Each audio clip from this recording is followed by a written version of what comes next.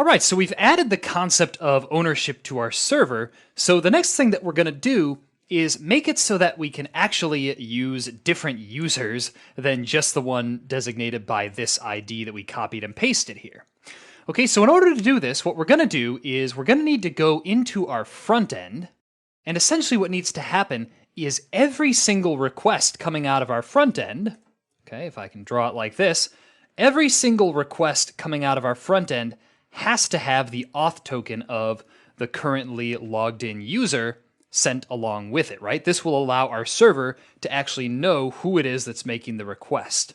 Okay, so in other words, when our front end wants to do something like, create a friend, it's going to send along the friend data like that, boop, boop, boop, with whatever the auth token is.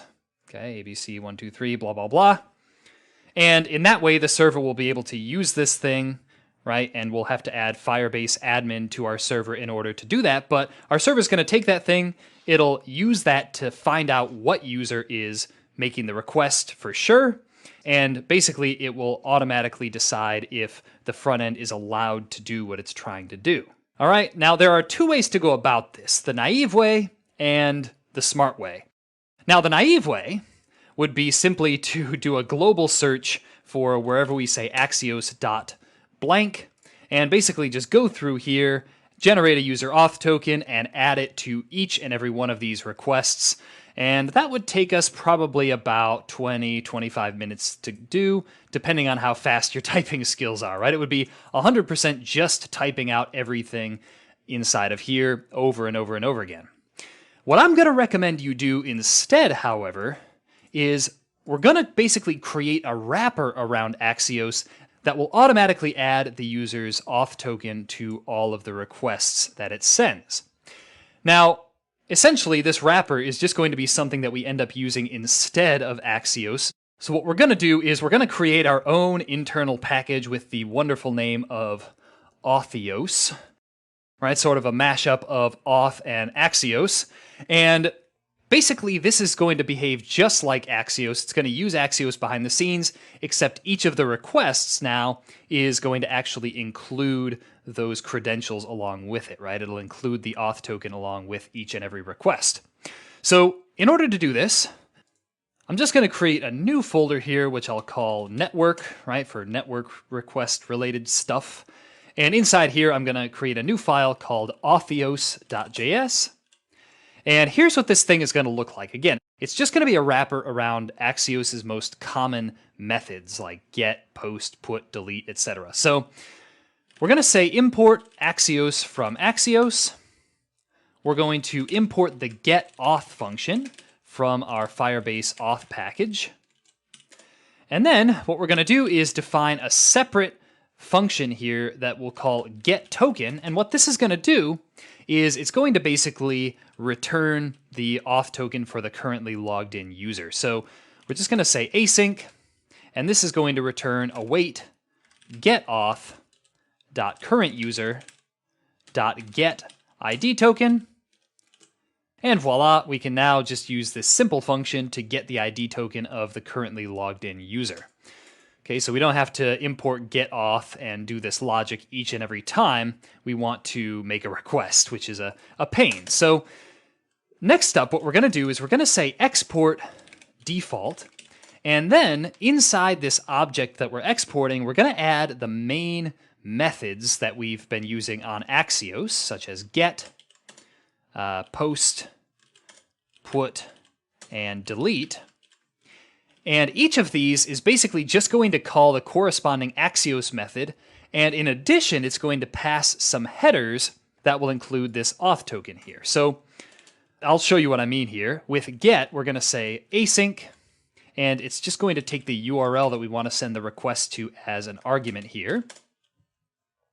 All right, inside here now, we're going to say return await axios.get, and we're going to basically pass that URL through to Axios. And now, here comes the part that we're going to save ourselves a lot of typing on. Inside this get method, we're just going to say headers, auth token, await get token. Oops, and we need to put this inside an object here. There we go. Okay, so let's do the same thing now with our post, put, and delete methods. We're going to say post async, and this is going to take the URL and the request body as arguments. And it's going to say return await axios.post. And it's going to take the URL and the body as arguments. And again, we're going to see this headers thing with the auth token property. Okay, we're going to say await get token. Okay, and same thing again for our put request. In fact, we can just copy pretty much our logic with post and change that a little bit. So I'm going to delete put, and I'm going to change this to put now. Oops, and let's add a comma there to make JavaScript happy. And then we're just going to change this to axios.put, and the URL and the body are going to be the same, and the headers are going to be the same as well. And last but not least, we're going to say delete. This is going to be async. It's just going to take a URL as an argument, and it's going to say return await axios.delete URL, and the same thing as we've done elsewhere. We're just going to copy and paste this headers thing into here, and that's all we need to do. So here's the magical part of it all. What we can do is we're basically going to do a global find and replace, and we're going to replace all instances of Axios dot with Autheos dot, and we're going to replace all instances of import Axios from Axios with import Autheos from Autheos, blah, blah, blah. So here's what this is going to look like. And first of all, we're going to want to ignore this Autheos file. So what I'm going to do is say search, and we're going to look for Axios dot. We're going to change that to Autheos dot.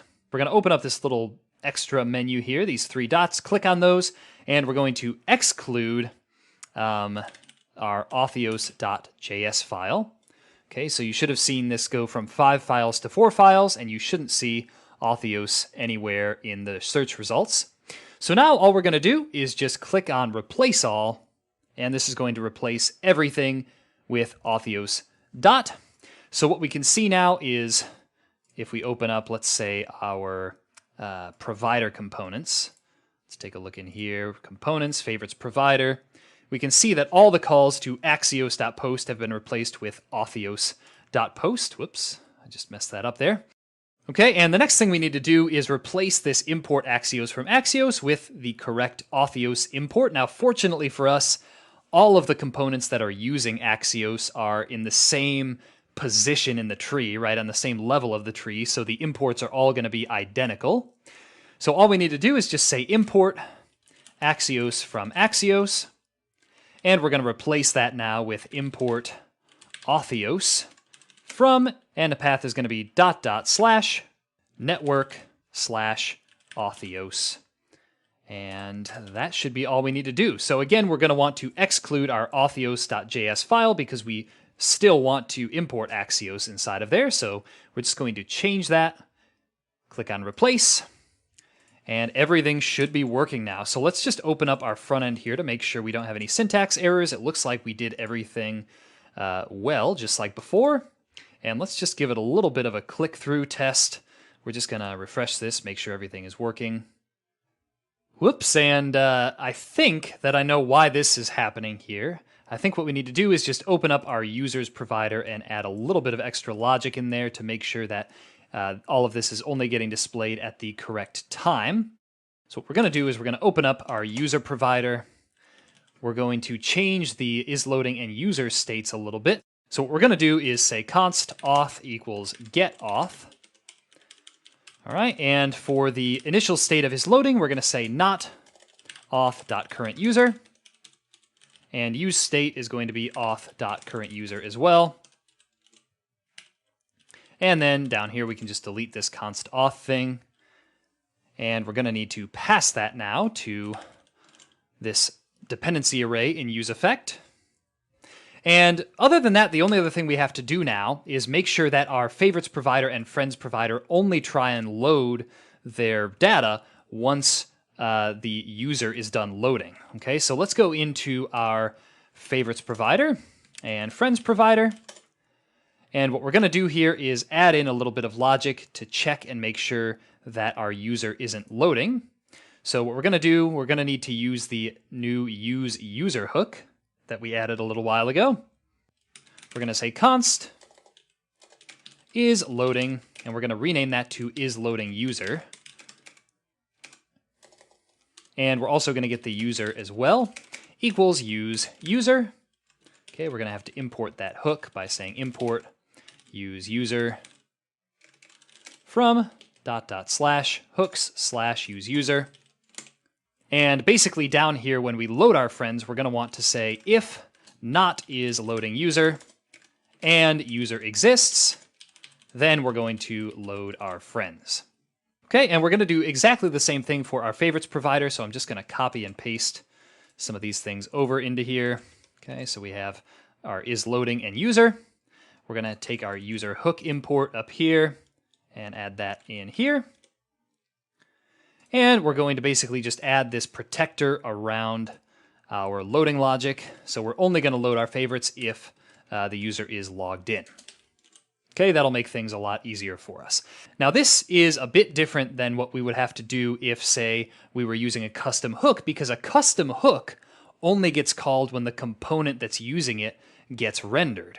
Okay, so in other words, earlier when we saw how to create a useUser custom hook without context, right, just by loading the data inside that hook, basically that hook only got called when the correct components used it. Whereas with context, seeing as though our context is on the outer layer of our application, immediately our user provider, favorites provider, friends provider, etc. are all going to try and load their data, which currently is just causing a bit of a conflict. So anyway, those changes that we just made should fix everything. So let's go back here, try refreshing again.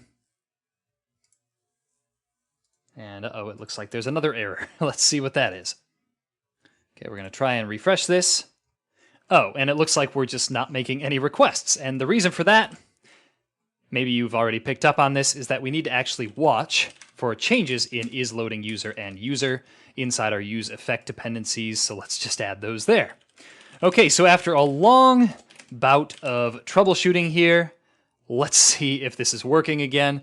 We're going to try and refresh, and it looks like everything is finally working for us. So what we've done here is we've added an auth token to each and every request that's coming out of our front end, and the next step, of course, is going to be to actually have our back end intercept those, parse them, and make sure that the data that the user is trying to access actually belongs to them. So I hope that this has been informative for you, and I'd like to thank you for viewing.